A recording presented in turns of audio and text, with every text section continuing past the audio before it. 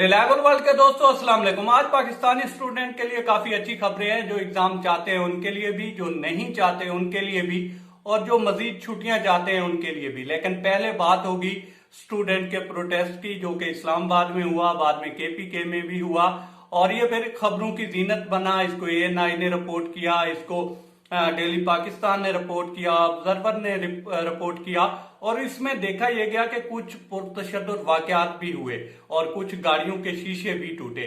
देखें, पढ़ लिख कर भी अगर गाड़ियों के शीशे तोड़ने हैं तो फिर पढ़ने लिखने का क्या फायदा है। ये काम तो बिना पढ़े भी किया जा सकता है।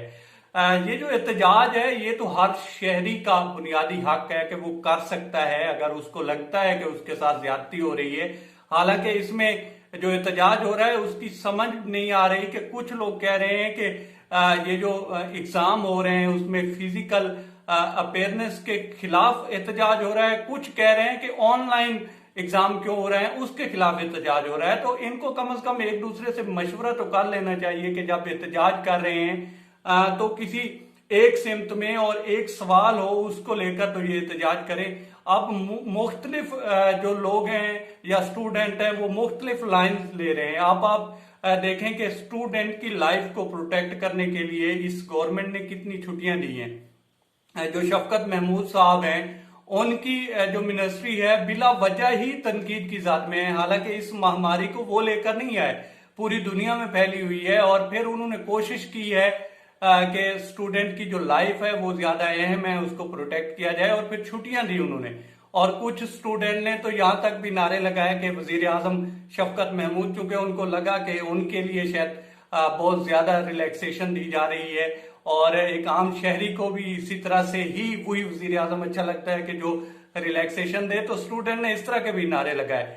खैर, ये तो एहतजाज था जो कि बुनियादी हक है हर शहरी का, लेकिन उसमें तशद्दुद नहीं होना चाहिए। अब आ जाते हैं अच्छी खबरों की तरफ। गवर्नमेंट ने जो है इदारे कुछ रीओपन किए हैं, जैसे 10th क्लास के लिए या 12th के लिए, और इसकी जो है डेट्स भी दी हैं। इसको जीएनएन ने रिपोर्ट किया है। तो इसमें होने ये जा रहा है कि जो 10वीं क्लास है उसके एग्जाम जो है 23 जून को होने जा रहे हैं, फिर 24 को जो है 12वीं क्लास के जो है एग्जाम होने जा रहे हैं। इसके अलावा जो क्लास 1 से लेकर क्लास 9 तक जो स्कूल हैं वो ओपन होने जा रहे हैं 7 जून को।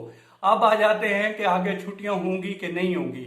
इसी तरह से जो हायर एजुकेशन है उसके लिए भी जो है एक पूरा स्केड्यूल तैयार किया गया है, जिसमें जो है तादाद को 50-50 करके तालीम दी जा सकती है।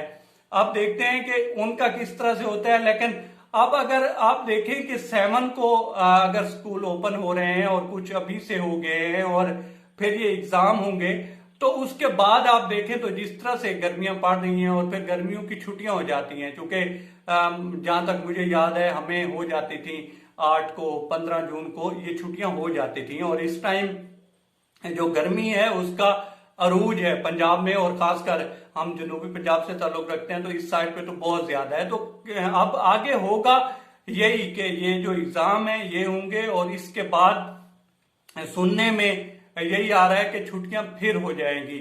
और अब देखना यह है कि इन एग्जाम में किस तरह से स्टूडेंट जो हैं वो अपना रिस्पॉन्स देते हैं, और उसके बाद रिजल्ट किस तरह से आते हैं। क्योंकि कोई भी मुआशरा है उसको जो उसकी तरक्की होती है वो जो बेस करती है वहां के तालीमी स्ट्रक्चर पे बेस करती है।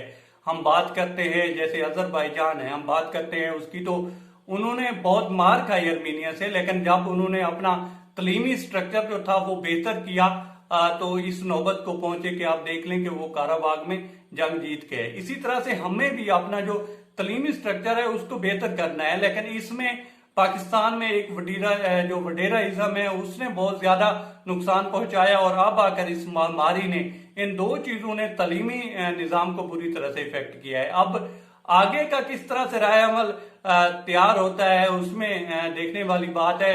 बज़ाहिर तो यही लग रहा है कि ये एग्जाम होंगे और फिर छुट्टियां हो जाएंगी, और शायद सितंबर, अक्टूबर या अगस्त में जाकर जो है स्कूल खुलेंगे।